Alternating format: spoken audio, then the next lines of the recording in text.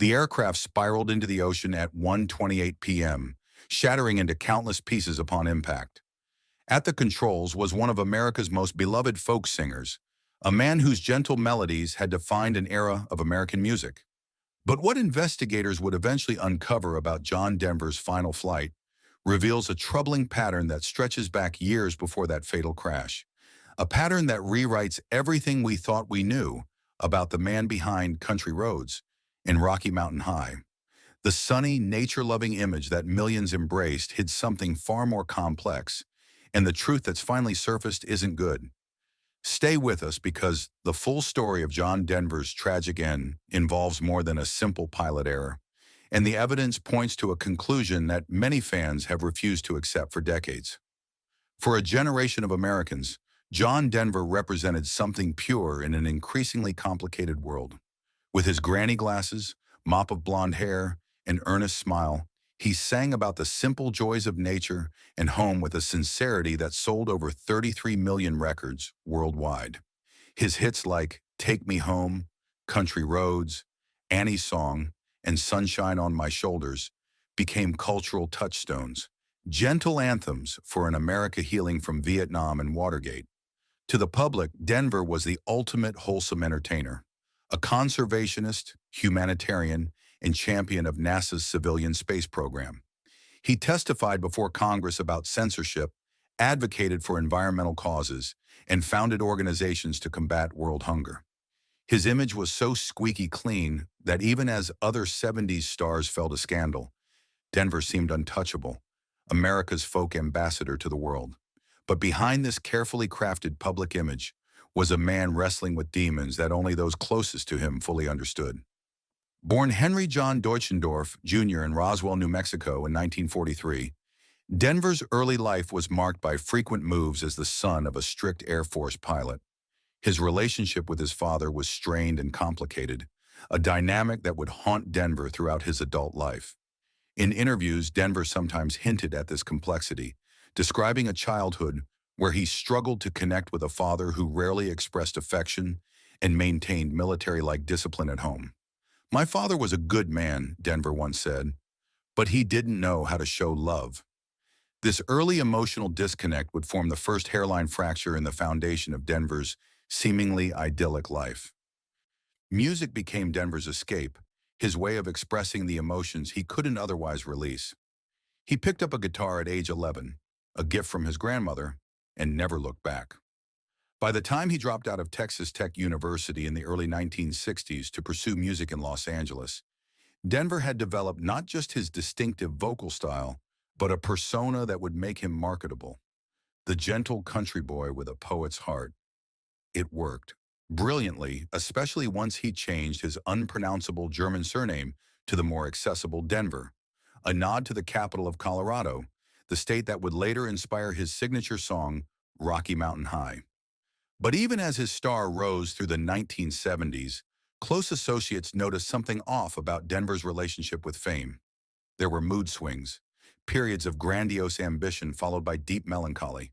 Fellow musicians who toured with him spoke of his two faces, the beaming, gentle performer who charmed audiences, and the demanding, sometimes volatile man behind closed doors. Tom Crum, who co-founded the Winstar Foundation with Denver, once observed, "John had this tremendous desire to be loved by everyone. When that wasn't possible, and it never is, it created a tension in him that was palpable." The first significant public fracture in Denver's image came in 1975, at the height of his fame. Despite his songs celebrating the sanctity of home and love, Denver's 14-year marriage to Annie Martell, the inspiration behind one of his most beloved songs, Annie's Song, was crumbling. The couple had adopted 2 children, but parenthood and Denver's skyrocketing fame put strains on the relationship that proved insurmountable. What few knew at the time was just how badly things had deteriorated behind closed doors. According to court documents and later interviews with Annie, the divorce was precipitated by more than just growing apart. Denver's increasing alcohol use had become concerning, and there were incidents of volatility that shocked those who knew only his gentle public persona. In 1977, the situation reached a breaking point during a particularly bitter argument. As Denver himself would later admit in his autobiography, Take Me Home, he became so frustrated during one explosive fight that he used a chainsaw to cut their bed in half. I was out of control, he wrote in a rare moment of stark honesty. This bizarre, violent act revealed a side of Denver that fans could never have imagined from the man who sang about sunshine and mountains. It was an early warning sign of impulse control issues that would follow him for years, a piece of the puzzle that becomes crucial when examining his later behaviors, particularly around flying. The divorce was finalized in 1982, but Denver's personal life continued to show signs of instability. He remarried in 1988 to Australian actress Cassandra Delaney, only to divorce again in 1993 after a tumultuous relationship that included allegations of more volatile behavior.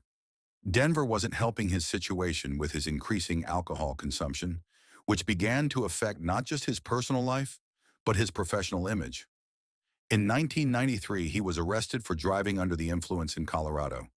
It wouldn't be his last run-in with the law over drinking, but it was Denver's passion for flying that adds the most troubling dimension to this story. John Denver's love affair with aviation began in the mid-1970s when he earned his pilot's license. He wasn't just a casual hobbyist. He became an accomplished pilot who eventually amassed over 2,700 hours of flight experience in various aircraft. He owned multiple planes through the years, including the experimental Rutan Long EZ that would ultimately be his final aircraft. Denver's friends said that flying gave him the same feeling of freedom and transcendence that he sang about in his music, a way to escape the pressures of fame and his personal struggles. When I fly, he once said, I am free. The boundaries disappear. But a closer examination of Denver's flying history reveals a pattern that aviation experts now find deeply concerning. In 1989, Denver was involved in a dangerous incident when he spun out a vintage biplane during landing in northern Arizona. The plane flipped, but Denver escaped with only minor injuries. While the accident was classified as a mechanical issue with the tailwheel, some flight instructors who later reviewed the case questioned whether Denver's handling had contributed to the severity of the incident. This wouldn't be the last time the questions would be raised about his judgment as a pilot. Then came a more serious red flag. In 1994, just 3 years before his fatal crash, Denver was involved in another aviation incident that received little public attention at the time. He crashed his personal Crescent Eagle aerobatic biplane into a tree during a hard landing in New Mexico. Again, Denver walked away relatively unharmed, but the circumstances raised concerns among aviation officials. The NTSB investigation noted that Denver had made several judgment errors during the approach. More troublingly, the report mentioned that he had failed to complete all pre-landing safety checks. This incident should have been a wake-up call, but Denver's enthusiasm for flying remained undiminished. If anything, he became more adventurous, adding more complex aircraft to his collection and taking greater risks. He talked of dreams to fly around the world and even to journey into space as a civilian astronaut.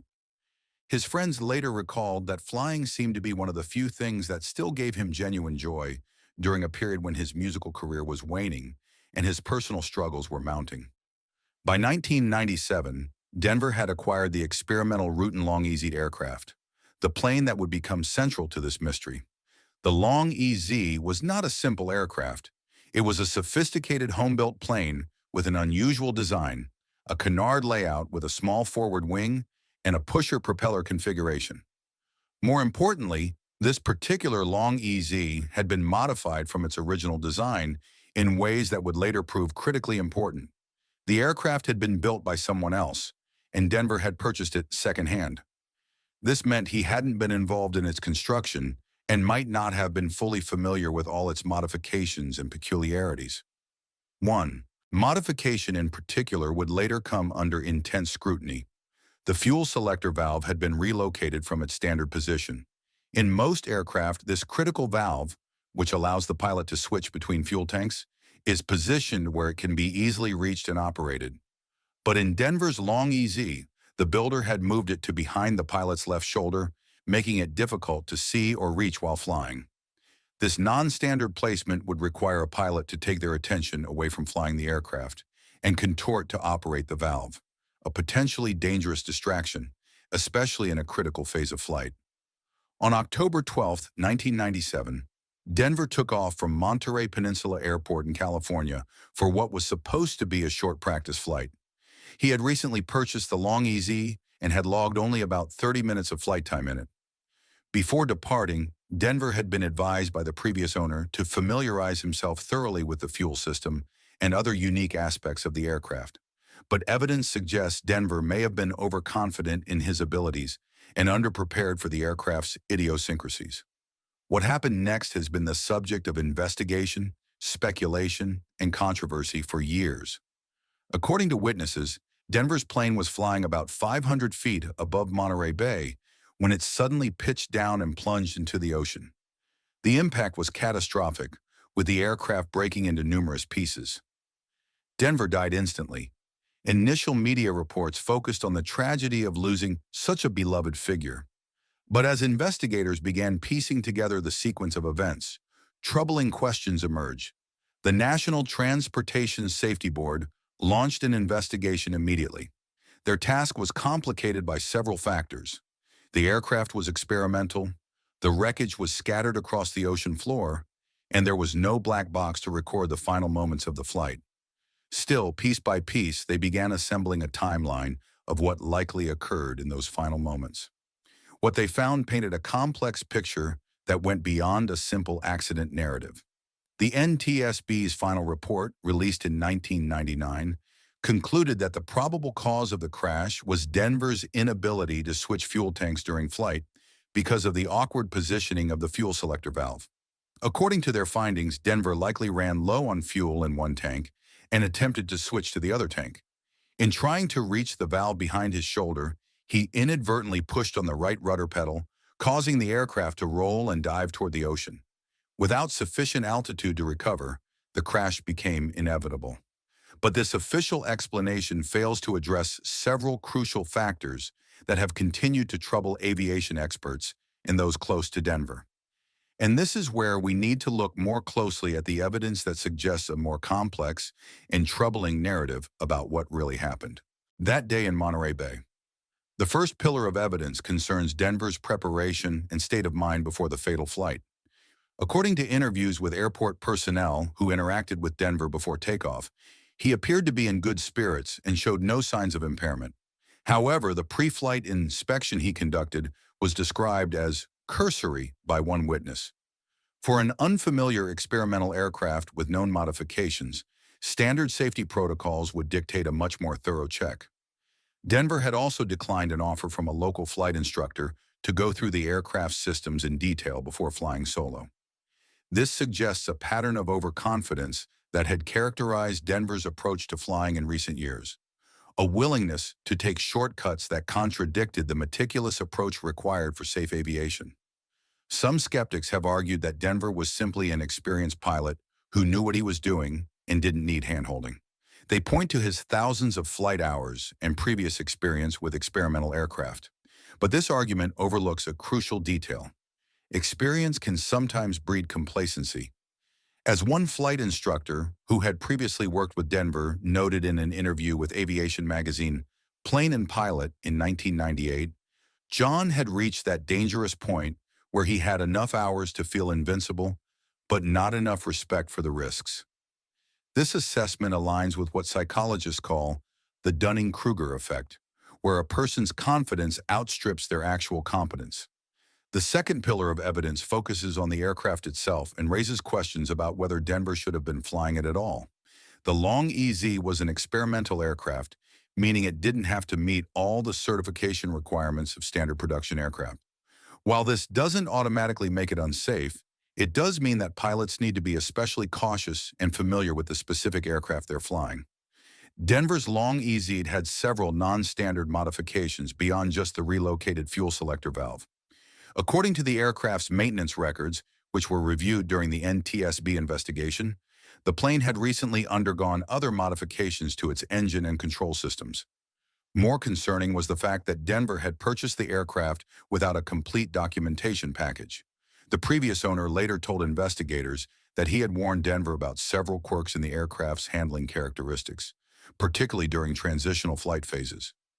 Yet Denver chose to fly the aircraft solo without first conducting multiple familiarization flights with an instructor experienced in that specific model, another deviation from best practices in aviation safety. Skeptics contend that the Long EZ is generally considered a stable, forgiving aircraft when properly flown, and that the crash was simply a freak accident caused by the poorly positioned fuel valve. They argue that any pilot might have made the same mistake in the heat of the moment. This perspective has some merit. The fuel valve location was indeed a serious design flaw, but it doesn't explain why an experienced pilot would put himself in a position where such a basic operation could turn fatal, particularly when he had been specifically warned about this issue. The third and perhaps most troubling pillar of evidence relates to Denver's physical and mental state in the months leading up to the crash. While the NTSB investigation included toxicology tests that showed no alcohol in Denver's system at the time of the crash, this only tells part of the story. What wasn't widely reported was that Denver was flying without a valid medical certificate at the time of the accident. His medical certificate had been revoked following his second DUI arrest in 1994, and he had been advised not to fly until it was reinstated. By choosing to fly anyway, Denver was not just bending the rules. He was breaking federal aviation regulations. Friends and family members later revealed that Denver had been going through a particularly difficult period in the months before the crash. His musical career was in decline, with record sales dwindling and concert attendance dropping. Financial pressures were mounting, and he was still dealing with the emotional fallout from his second divorce. Those closest to him described mood swings that had become more pronounced. Sydney Deutschendorf, Denver's daughter, later said in an interview, "Dad always had ups and downs, but in that last year the downs seemed deeper and longer." Skeptics of this narrative point out that many of these accounts came after the fact and might represent people trying to make sense of a senseless tragedy. They argue that Denver had been dealing with career challenges and personal issues for years without it affecting his flying. So why would it suddenly become a factor in 1997? It's a fair question, but it overlooks the cumulative effect of chronic stressors and the way they can erode decision-making over time.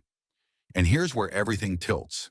The turning point in understanding what really happened to John Denver comes from a closer examination of his behavior in the cockpit just before the crash. According to the NTSB investigation, Denver had taken off with only a partial fuel load, about 15 gallons divided between two tanks, for the type of practice flying he planned to do. This should have been adequate, but it left little margin for error. More significantly, evidence from the recovered wreckage showed that Denver had not properly secured his shoulder harness before takeoff, another basic safety procedure overlooked. But the most revelatory detail came from a partial voice recording. Although the Long EZ didn't have a flight data recorder, Denver had been communicating with Monterey Tower during parts of his flight. In his final transmission, about 3 minutes before the crash, Denver can be heard saying he wanted to try a maneuver. The tower controller later stated that this seemed odd for what was supposed to be a familiarization flight in a newly acquired aircraft. Reconstruction of the flight path using radar data shows that Denver's aircraft made several unusual maneuvers in the minutes before the crash, including rapid changes in altitude and heading that weren't consistent with standard practice procedures. These maneuvers consumed more fuel than steady flight would have, potentially accelerating the need to switch tanks. Aviation experts who reviewed this data suggested these might have been aerobatic-style maneuvers, exactly the kind of flying that would be inappropriate in an unfamiliar experimental aircraft during a first solo flight. This evidence points to a troubling alternative explanation, that John Denver's crash wasn't simply an unavoidable accident caused by an aircraft design flaw, but the culmination of a pattern of increasingly risky behavior and poor decision-making that characterized the final years of his life. It suggests a man who was using flying not just as a source of joy, but as a way to feel control and perhaps even to test boundaries at a time when other aspects of his life were spiraling downward. But before we reach a final conclusion, we must consider the counter-theory that has been advanced by some of Denver's defenders and aviation enthusiasts who have studied the case. This alternative explanation suggests that Denver was the victim of a mechanical failure that the NTSB investigation failed to identify fully. According to this theory, The long EZ may have experienced a control system failure or structural issue that was not evident in the recovered wreckage. Proponents point to witness statements that describe the aircraft making an unusual sound just before it pitched down, potentially indicating a mechanical problem.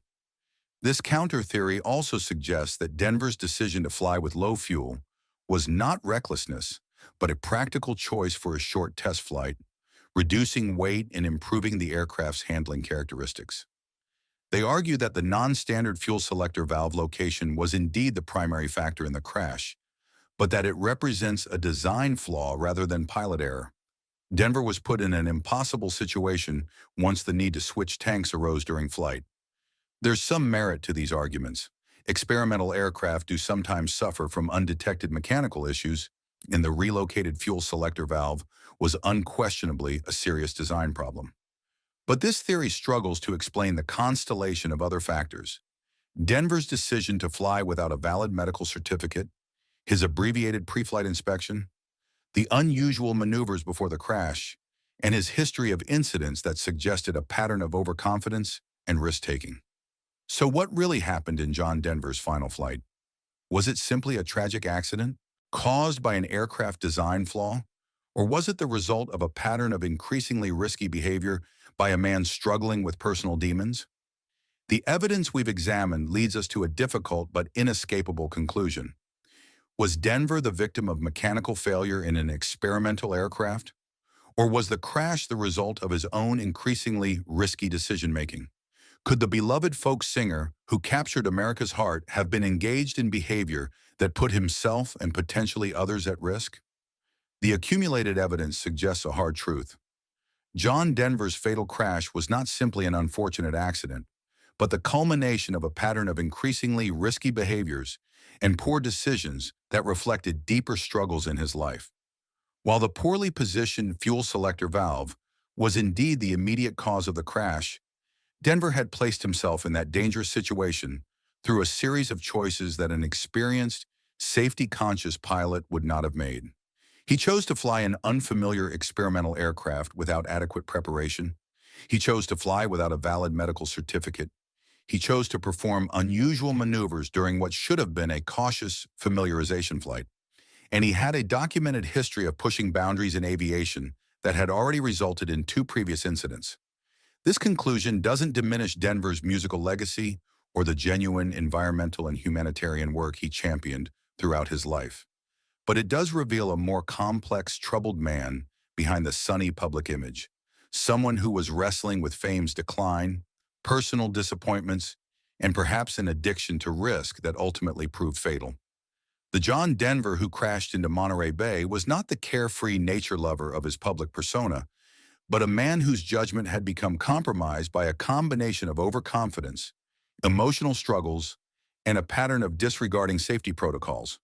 And that's why this mystery, finally solved, isn't good, because it transforms what seemed like a freak accident into something that might have been preventable. It suggests that the man who wrote so beautifully about the serenity of nature and the joys of coming home was, in his final years, someone who couldn't find peace within himself. The immediate aftermath of Denver's death revealed how powerfully his music had connected with people around the world. Fans created memorial sites at his Aspen home and along the California coast near where he crashed. Radio stations played marathons of his music, and tributes poured in from fellow musicians and world leaders alike. Even those who had dismissed Denver's music as overly sentimental during his career acknowledged the genuine connection he had forged with millions of listeners. His memorial service in Aurora, Colorado, drew thousands of mourners, and his ashes were later scattered in the Colorado Rockies he had so famously celebrated in song. For Denver's family, the loss was devastating and complicated.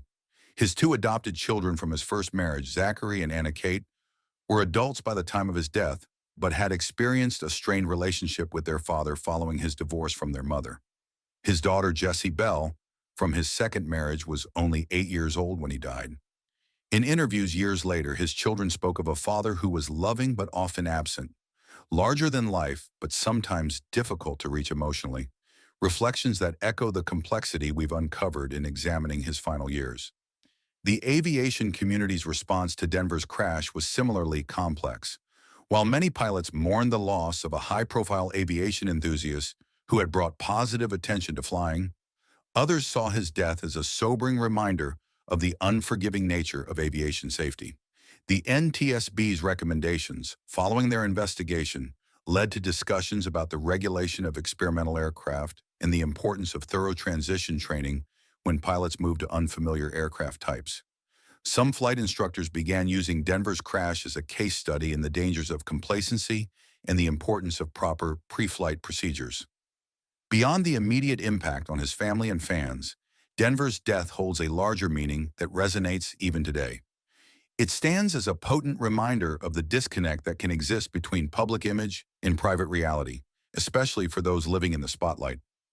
Denver had carefully crafted a persona as the wholesome, nature-loving troubadour, an image so convincing that many fans still find it difficult to reconcile with the evidence of his personal struggles and risky behaviors in his final years. In an era where celebrity culture has only intensified and social media allows public figures to curate their images more carefully than ever, Denver's story serves as a cautionary tale. The pressure to maintain a beloved public persona can sometimes become a prison, making it harder for those struggling to seek help or acknowledge problems. For Denver, the gap between his public image and private reality seems to have widened over time, potentially contributing to the behaviors that ultimately led to his death. There's also a lesson here about the nature of risk and how we respond to life's challenges. Denver found freedom in flying, but it appears that as other parts of his life became more difficult, his declining career, failed relationships, and potential struggles with alcohol, his approach to aviation may have become less cautious and more sensation-seeking. Psychologists call this risk displacement, when people unable to address problems in one area of life take increased risks in another area where they feel more in control. It's a pattern that can be observed in many fields where skill and risk intersect, from extreme sports to financial investing. If you or someone you know is struggling with substance abuse or mental health challenges, please remember that seeking help is a sign of strength, not weakness. Perhaps the most poignant image that remains of John Denver is the contradiction between his songs about finding harmony and peace in nature and the turbulent reality of his final years. There's a certain tragic irony that a man who sang, "I've got a peaceful, easy feeling," ultimately died in a moment of chaos over the natural beauty of Monterey Bay. Yet even this contradiction enriches our understanding of his music. Songs like Rocky Mountain High and Sunshine on My Shoulders take on new depth when we recognize they might have been not just celebrations of natural beauty, but expressions of a genuine longing for peace from someone who struggled to find it within himself. As we look back at John Denver's legacy nearly 3 decades after his death, we can appreciate both the beauty of his music and the complexity of the man who created it. The mystery of his final flight reveals not a simple hero or villain, but a talented, flawed human being who gave the world enduring songs while wrestling with his own demons. And if there's comfort to be found in this difficult truth, perhaps it's in the reminder that even our cultural icons are ultimately as human and vulnerable as the rest of us. If you've stayed with us through this exploration of John Denver's life and final flight, we hope you've gained a more nuanced understanding of this complex artist. There's still much to discuss about Denver's legacy and the lessons from his story. Was there something more that could have been done to help him during those final difficult years? How do we balance appreciating an artist's work while acknowledging their flaws? We'd love to hear your thoughts in the comments below. And if you found value in this deeper examination of a cultural icon's life and legacy, please consider subscribing to our channel for more thoughtful explorations that look beyond the headlines and easy narratives.